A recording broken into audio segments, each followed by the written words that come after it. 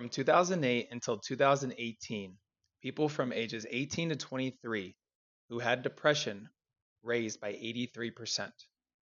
And that's not even including COVID. So, what is causing this increase in depression, this increase in anxiety, and what can we do to solve it? Welcome to the Holistic Travel Therapy Podcast. I'm your host, John Wilson, DPT. I'm Courtney Condon, occupational therapist. And June is Men's Mental Health Awareness Month. I don't know if a lot of you knew that. I did I not know didn't know that. that. Yeah. I don't know if it's a new thing or not, but I saw it pop up on my laptop the other day and I thought, why not talk about mental health? Because, I mean, especially with COVID recently and just over the last, 10 to 15 years, it seems like there has been a huge increase in mental health, Yeah. a big increase in depression, anxiety, and we kind of want to know, what's going on, what are the causes, and then what can we do to help? Yes, that's so awesome, John. I think unfortunately there is a big stigma around mental health. I mean, I think even the term mental health or mental illness, is something that people never want to associate themselves with. They never want to, kind of take responsibility or even say, like, yes, this is something that I deal with. And if first we don't, own up to that and understand that it might be something that we're struggling with, it doesn't define who we are. And once we understand that, then we can find the proper ways to get help and to go on with our daily lives and implement some things that would make us feel better, feel less depressed, less anxious, and therefore live an overall healthier and happier life.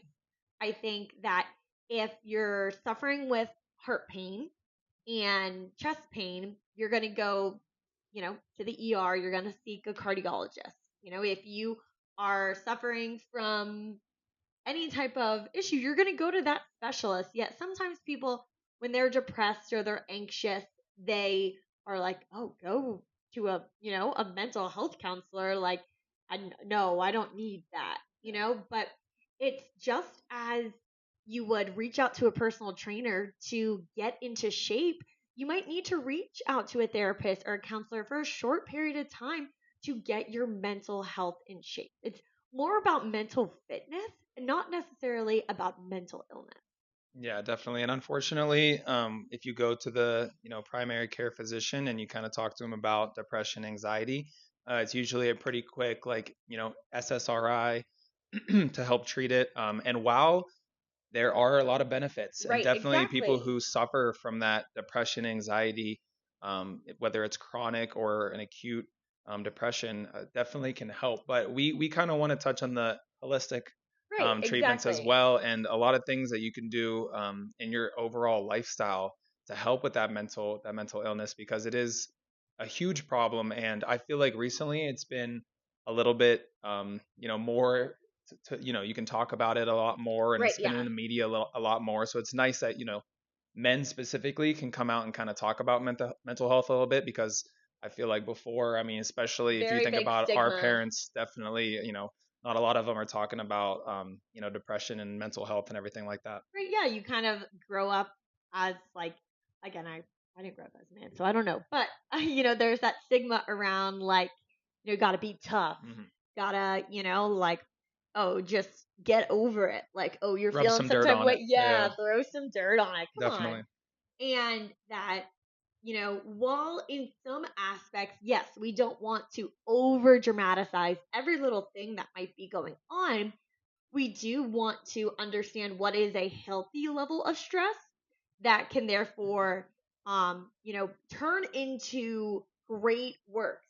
I think people would say that if you are playing a game like basketball, for example, John, and it is the team has absolutely no competitive nature, then your game is just going to be off.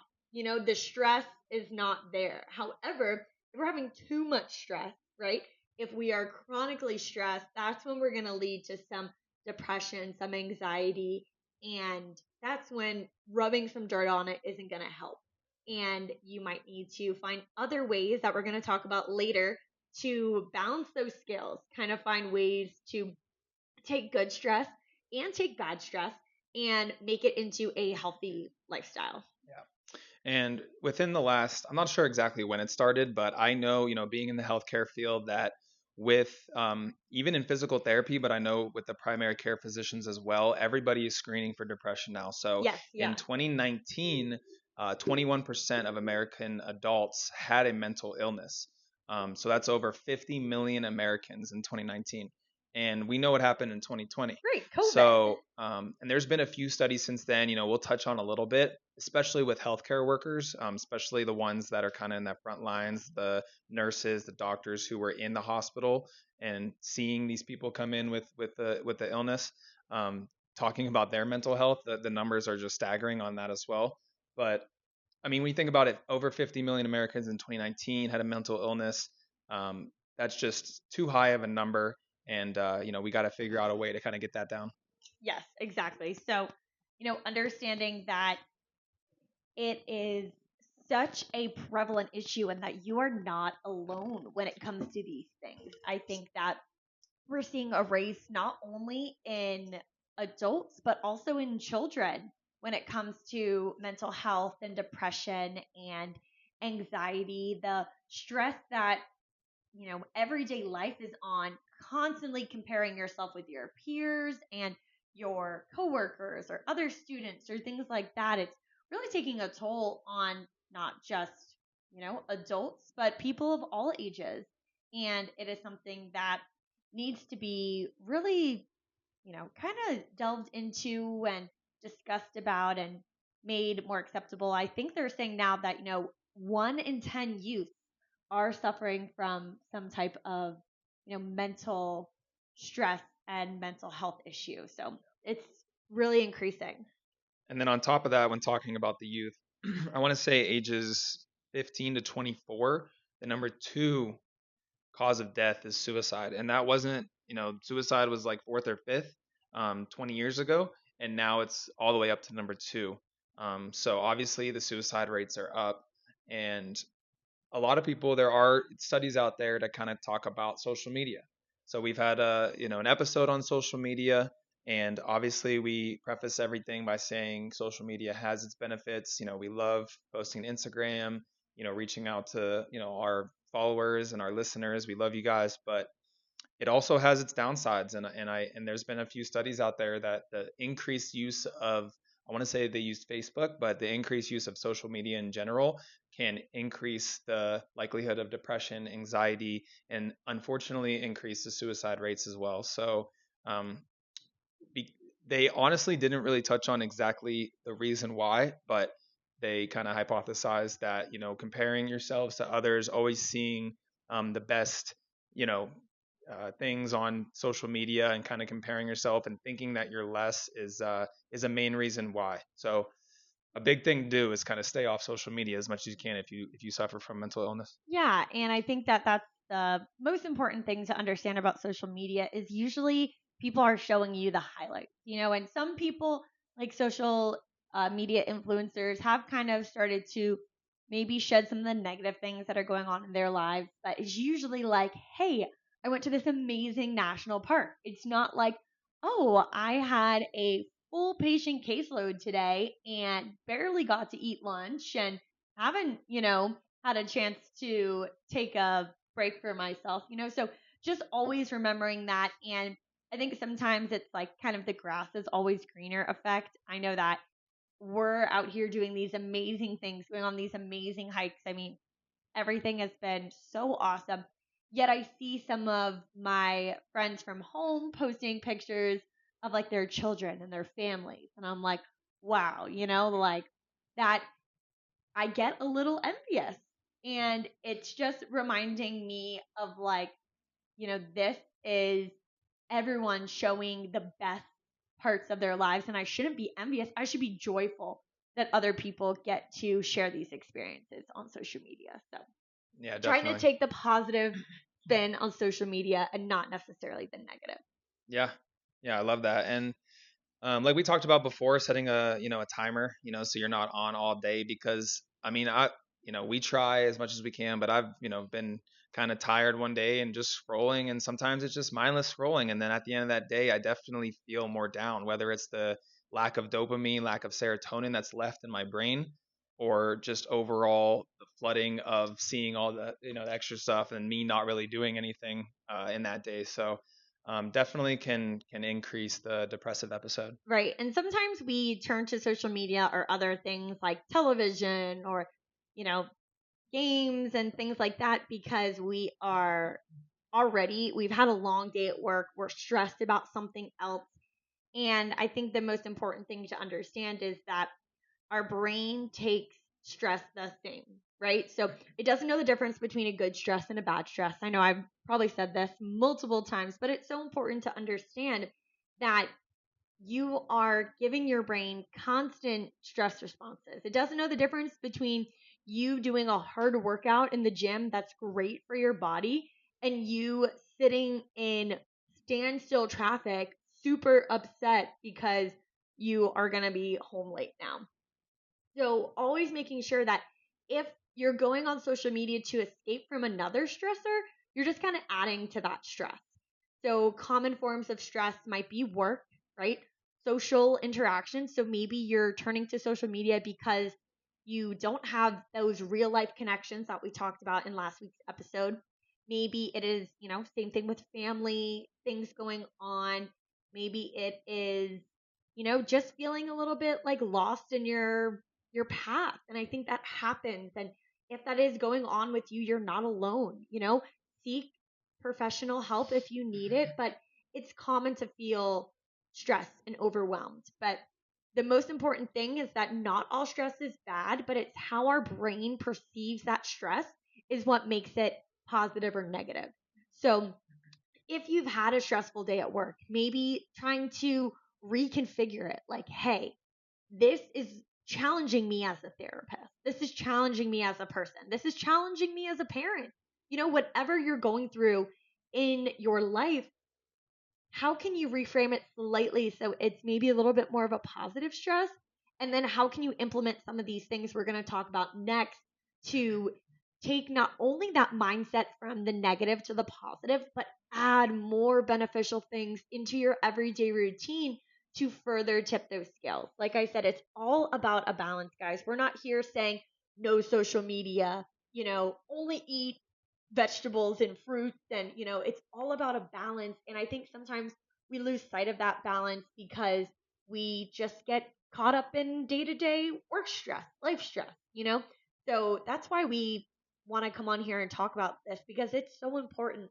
And as John mentioned, 50 million Americans just in 2019, so not Hmm. even now, I mean that's 5 years ago now, are suffering from this. And I think we can all admit that at times we may have felt depressed, anxious, sad, frustrated, and we might have had a good channel to let it out on. And that's what we're trying to give you is some great options on ways to let out that stress so it doesn't compound and become negative. Definitely. So we talked about the negatives. We talked about the increase in depression, increase in anxiety, all the negatives. So now we want to give you we made a list of the top 8 things that you can do to help with your mental health. If you're feeling depressed, if you're feeling anxious, do some of these 8 things, and I'm telling you, you're going to feel better. A few of these I have implemented in my life, and I can tell mentally I feel so much better, happier. I don't get in those bad moods that I used to get in, and a lot of these things are so great. Number one, and I feel like this is probably the most important because I feel like I definitely, you know, especially when I was younger, and I feel like a lot of people just kind of didn't care about sleep, and they Yeah, you'll sleep when you're dead. exactly. So whether you're partying or I don't know what happens to the mics. So whether you're partying or whether you are working, whatever, like Courtney said, whatever the Studying, stress, even, yeah, whatever the stress is, if you're not getting that 7 to 9 hours of sleep, you're not winding down an hour before going to bed. And we had a podcast on a lot of these 8 topics, so go back and Go listen. back and listen to them. Yeah, perfect Um, opportunities to get a little bit more in detail about each yeah, subject. but I'm telling you, sleep, I mean, that's when your body is doing so much. I mean, we have talked about studies before, but so many studies out there showing the brain is really working to help kind of break down any, inflammation and really like get that serotonin and dopamine, neurotransmitters back. And it's really going to help the, feeling better, down the road is getting good sleep. Yes. So, number one, getting good sleep. Try to get those 7 to 9 hours, whatever works best for your schedule. And then number two is going to be cutting back on social media. So, as John mentioned, we did have a podcast episode on this as well because it is something that is sometimes really hard to do. And it is something that we just tend to do. Sometimes I open my phone and I just click social media and I don't even mean to. But Yeah, and the notifications are a big thing, like we talked right. about. Like if you turn your notifications off, I feel like I've been kind of off social media a little bit more since doing that. If you have your notifications on, it's really like your brain just saying, "All right, well, my phone's open. I was gonna check my notes to add this, hike that we were gonna do or something to the notes, but now I see this notification, so let me get on here and like, oh, let me see what's going on." So Right. So yeah, trying to cut back on social media a little bit. I used to have a screen time on Instagram, but I didn't have one on Facebook because I thought Facebook, more of my family's on there. It's like not that bad. But then I was compensating by spending more time on Facebook when my time was up on Instagram. So I went and I put a block on Facebook too. And it's not so that I don't go on these at all, but so I spend less time on them. So that's going to be number two, guys, cutting back on social media. number three, and we had a podcast on this. Every single one of these, I'm going to tell you guys, we had a episode on connect with friends. Again, taking social media away from it. Obviously, for us, we're travel therapists. We are on the road. It's so hard to connect with friends unless we're on social media. We try to FaceTime, try to call, try to text, but connecting with friends. Doing a game night, doing something outside with friends, anything in a healthy, environment. Obviously, going and having a couple beers is still with friends, good friends, and having a good time is better, like we talked about, Yeah, exactly. than sitting at home and being by yourself. So connecting with friends is, I mean, all of these are so important. Sleep is up there, but this is definitely a big one as well. Yes, and I'll be the first to say that sometimes it's like, yes, I want to do it, and then it comes and you're like, well, I have a lot going on. I could always reschedule. But once you commit to it and you do it, you feel so much better afterwards. Just getting out there, having a conversation with your friends, and you sometimes just happen to get things off your mind that were on your mind that maybe you don't want to always burden your spouse or your partner with. So you kind of keep in, and when you get to talk with your friends, you get to kind of give a little bit more of that weight that's on your shoulders off your shoulders. So I love that one. Number four is going to be to do some physical activity. Again, we talk about the endless benefits of physical activity for both your brain and your body. I think specifically with your brain, guys, it is so important. We comment on those neurotransmitters that are released, those feel good hormones that just kind of give you that sense of relief, that mindfulness, whatever it is. Some people are like, I hate running, but I love running because I think about nothing besides getting the run over with, and it's one of those things where it's like, find an activity, whatever it is, rollerblading, hiking, swimming, golfing, there's so many ways now to get outside and get physical activity. And then you can compound them, yeah, maybe, like I said, or get physical activity, but you can go outside, you can invite friends. If you're doing something physical, you're probably being off social media. There's so many ways that being physical, getting that physical activity is going to benefit you in the long run. So Yeah. that is like probably my personal number one is if I feel like something's going on with my mental health, I'm like, I need to just go outside, leave my phone inside even, and just Yeah. I go can't and do tell it. you, yeah, how many times I'm the same way because so many times I had a long day at work, come home. The last thing I want to do is go for a run. The last thing I want to do is get up and go to the gym. At that moment, I would do anything but that. And there's been days where I did not do it, and I sat there and I laid there on my phone and I had trouble falling asleep because I just kind of went down this anxiety, panic attack, depression kind of cycle versus getting up and just doing it. And it's crazy, like 99.9% of the time, you feel so much better afterwards. And whether it's just, stretch a little bit, go out, get a little sweat, jog a little bit, walk a little bit. It really doesn't have to be like a crazy workout. And that's something that I implemented into my overall. It can just be a nice long walk, and it's Yeah, still, you feel so exactly. much better. Take a little shower after, and mentally, yeah, I agree with you. It's my go-to as well. So then the next one. Yeah, the next one, consider your diet. That is number 5. So we had a episode on diet, but seriously, there's been study after study talking about fatty fish, salmon, getting those omega 3, omega 6s, the DHA, EPAs are extremely good for mental health. We talked about that in the brain inflammation episode. Anything that's going to reduce inflammation, fruits, vegetables, gluten free, stuff like that. Trying to drink water, staying hydrated, all of that is going to help you mentally, because of the inflammation. And switching your diet and really focusing on it for just a week or two. Again, same kind of thing with me. I did it. I feel a huge difference. So it really does help. Yeah, and I think that, as John kind of mentioned in the beginning of this podcast, the number one thing when you go to your doctor and you're like, yeah, I kind of have been feeling maybe a little down, a little depressed, like, not like myself, they'll be like, okay, like maybe we should start you on this medication. And as we stated, there 100% is a time and a place for medication. And if you're on it, never get off your medication without speaking to your doctor. But they usually don't ask you, how's your diet? What are you doing for physical activity? Have you had any social interaction? So sometimes before we jump to those things, we need to consider, like, am I spending a lot of time making, easy microwave meals? Am I going out to eat a lot? Am I eating a lot of processed foods, high sugar foods? What am I getting my nutrients from? And as John said, maybe just start to shift it a little bit. You can make an amazing taco with minimal ingredients and all whole foods. You can make so many things that are filled with nutrients, neuroprotective nutrients to help your brain.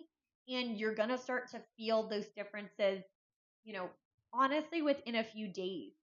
Once you kind of stick with it, a lot of people start and they just can't stick with it. So I think that would be the biggest thing is try.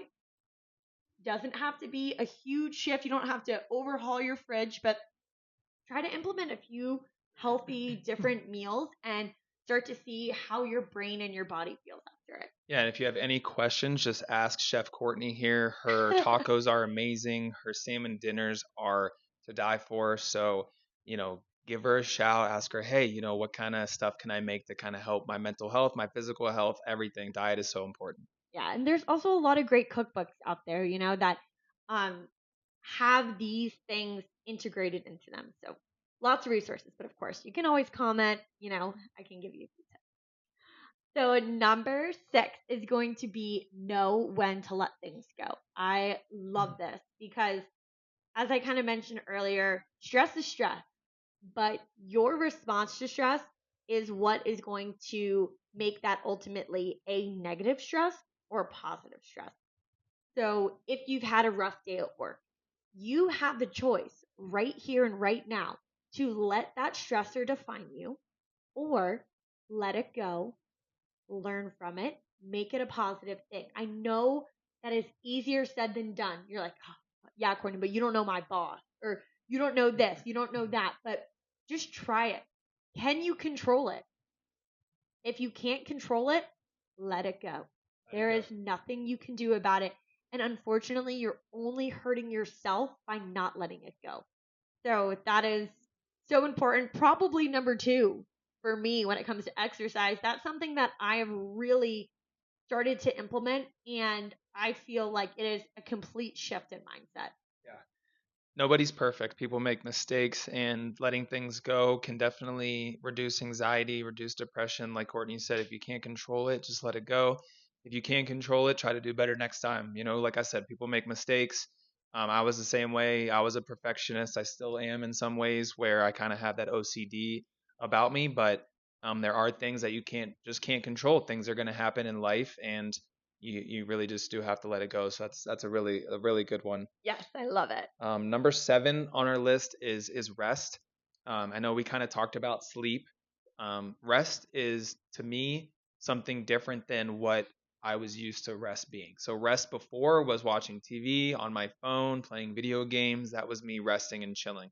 Now rest is a whole different meaning. It really is just putting everything away, laying down, sitting down, and just meditating, deep breathing for 5 to 10 minutes and actually getting that good rest, letting your body go from that sympathetic to parasympathetic, where all your functions in your body can kind of work rather than being that in that fight or flight mode where you're going to be anxious, you're going to release cortisol, and that's going to increase anxiety.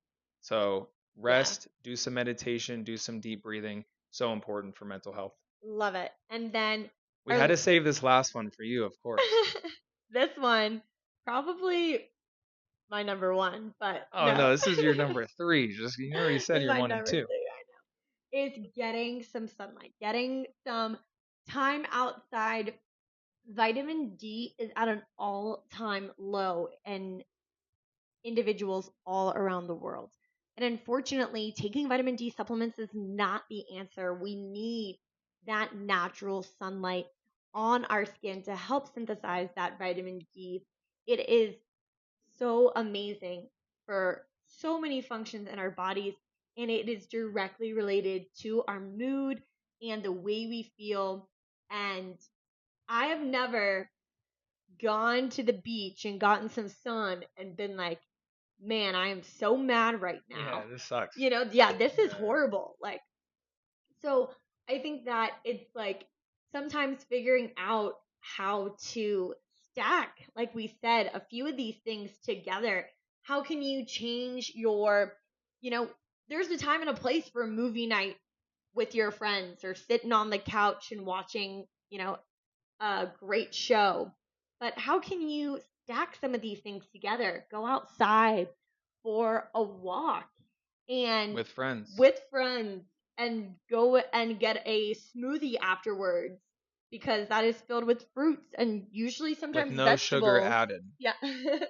exactly. So just finding ways to stack things together to implement. Like we said, it is something that we're not saying overhaul your life to fit these in, but as we've mentioned before, we are constantly inside.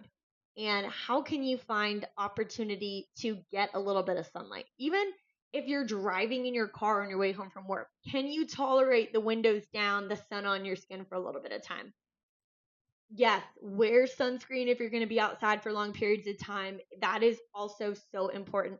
But sometimes you need just a little bit early morning sunlight without the UV being super high on your skin, getting into your eyes so your body knows, like, hey, it's daytime. Like, let's produce this vitamin D. Let's produce feel good chemicals and hormones in your body to have a great day because you deserve to take back your mind and have a great day. Beautifully, beautifully said. So try some of those 8 things. If you can try all of them, try all of them. Like I said, most of those things I have had to implement into my life. It really, really helps so much. Like we talked about before, if you are going through anything mentally, we're here. If you need to reach out. If you do need professional support, go get some professional support. Therapy. There's different apps nowadays. There's Yeah, different. exactly. There's ways that you can get it right from the comfort of your own home. You can figure out what therapist works for you, what works within your schedule. I think that that is something that if we have to thank COVID for one or two things, the accessibility of mental health services is so important and so amazing. So take advantage of that stuff, guys. It is there for you, usually at low cost, covered by your insurance. If you need that, it is there. But maybe if you're not there yet, try some of these 8 things, implement them. I think that's going to be my challenge for you guys this week. Where can you implement one of these things? As John said, can you change your rest to more restorative, mindful rest? Can you change something in your diet to be a little bit more nutrient dense, healthy, less processed? Like, little changes is all we're asking to build a better, stronger brain, body, and overall life. So I think that it's something that you guys can definitely do this week. I love it. So again, thank you guys so much for tuning in to this week's episode of the Holistic Travel Therapy Podcast. We love your feedback, so keep giving it to us. Post in the comments if you have anything to share, and we will see you next week for another great episode.